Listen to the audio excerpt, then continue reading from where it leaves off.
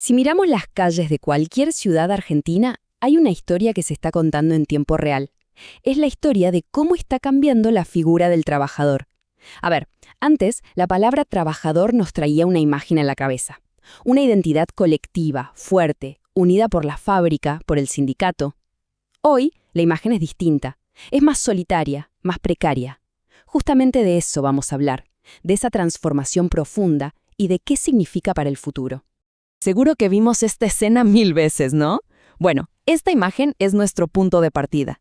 El repartidor de una aplicación es, de alguna manera, el nuevo rostro del trabajo en Argentina.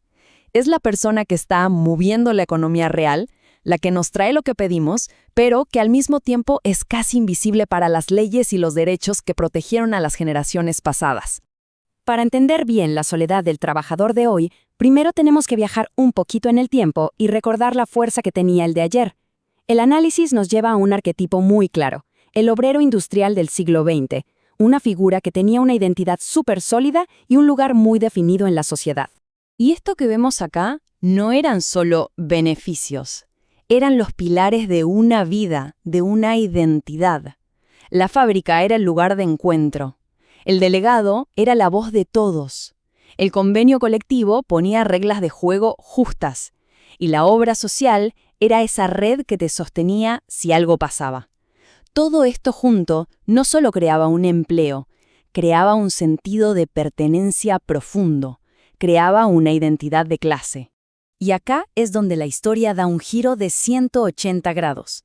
Es el quiebre. Pasamos de ese mundo industrial, con sus edificios y sus grupos de gente, a la economía de plataformas. Un mundo digital y sobre todo individual. Este es el primer gran cambio. El lugar de trabajo ya no es un edificio al que se va todos los días. Ahora es una aplicación en el celular. Y en ese cambio se pierde algo clave, el espacio físico. Es el lugar donde se compartía un mate, una charla, el lugar donde nacía la organización y el sentimiento de comunidad. Después, desaparece la persona a quien reclamarle. Antes, si había un problema, se iba a hablar con el delegado. ¿Ahora qué hay? Un chat automático. Un robot que contesta con frases predeterminadas. Se elimina por completo cualquier chance de diálogo real, de negociación. Y por último, los derechos. Lo que antes se peleaba y se negociaba con la fuerza de todo un gremio, ahora son los famosos términos y condiciones. Sí, ese texto larguísimo que, seamos sinceros, nadie lee y que se acepta con un solo clic, de forma individual, cediendo todo el poder. Toda esta nueva realidad tiene un nombre: precarización. Y acá el argumento del análisis es durísimo. Sostiene que esta precariedad no es una falla, no es un error que se pueda corregir. Es, en realidad, la característica principal del sistema. Es el sistema funcionando exactamente como fue diseñado. Pausa. Y ese número que vimos recién, según datos de la UCA, nos da una idea de la escala del problema. No estamos hablando de un grupo chiquito. Más del 45% de los laburantes jóvenes en Argentina está en la informalidad o en esta nueva precariedad. O sea, casi la mitad de una generación entera trabajando sin las protecciones básicas que antes se daban por sentadas. Y no importa si es un repartidor, un programador freelance o un chofer de una app, el análisis dice que todos comparten una misma condición: trabajan sin estabilidad, viven sin derechos, sostienen la economía real, pero sobre todo, están solos. Y esa soledad, concluye, es la nueva forma de dominación. Los números nos pintan un cuadro general, pero ¿cómo se siente esta pérdida de identidad en la vida real de una familia?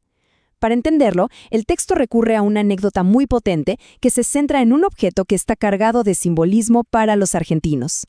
Pensemos en el auto familiar. Durante décadas, poder comprarse un auto era mucho más que tener cómo moverse. Era la prueba física del progreso. Era el símbolo de que con el esfuerzo del trabajo se podía vivir mejor. Representaba la dignidad y el ascenso social. Y ojo, ese auto no aparecía de la nada ni era un logro puramente individual. Era el resultado de toda una estructura colectiva. Había paritarias que negociaban buenos salarios, políticas de empleo formal, acceso al crédito. Era, en el fondo, una conquista social. Y acá está el nudo del argumento. Ese mismo objeto, ese mismo símbolo de dignidad, hoy se transformó en una herramienta para sobrevivir. El auto que antes representaba la salida de la necesidad, ahora es el medio para poder llegar a fin de mes, manejando para una plataforma digital. Una verdadera tragedia política, como la llama el autor. La pérdida, entonces, va mucho más allá de la plata. Cuando ese trabajador le da su tiempo, su cuerpo y hasta su propio auto a una plataforma que ni siquiera lo reconoce como empleado, lo que pierde es la memoria de clase.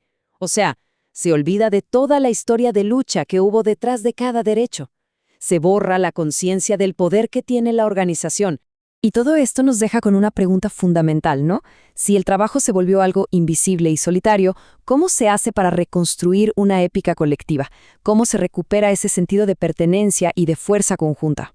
La respuesta que propone el análisis no es intentar volver al pasado, es construir una historia nueva, una narrativa que por fin reconozca y le ponga nombre a esta nueva clase trabajadora. Y esto no es solo una idea en el aire. De hecho, ya está pasando. Están naciendo nuevas formas de organización, bien adaptadas a esta nueva realidad. Vemos repartidores que se autoorganizan, cooperativas digitales, movimientos de trabajadores de aplicaciones. Son los primeros brotes de una nueva voz colectiva. Entonces, esa nueva narrativa tiene que empezar por el mensaje más simple y a la vez el más poderoso de todos. Un mensaje que va directo al corazón de la precarización, que es el aislamiento. Y ese mensaje es este: no estás solo. El segundo mensaje es una especie de rebelión contra el algoritmo. Frente a un sistema que te reduce a una calificación, a una métrica, a una estadística, la nueva historia tiene que reafirmar algo fundamental. No sos un número. Y finalmente, el paso más importante: reconstruir la identidad colectiva. La propuesta es dejar de ser un individuo aislado frente a una pantalla para volver a conectar con una historia, con una comunidad, con un destino común. Es recordar que sos pueblo. Porque al final, la gente sigue estando ahí, pedaleando, manejando, programando. Los trabajadores no desaparecieron.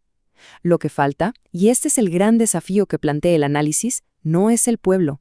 Lo que falta es un relato, una historia que le devuelva la conciencia de sí mismo y de su propia fuerza, para volver a ser protagonista de su destino, y no solo un usuario de una aplicación.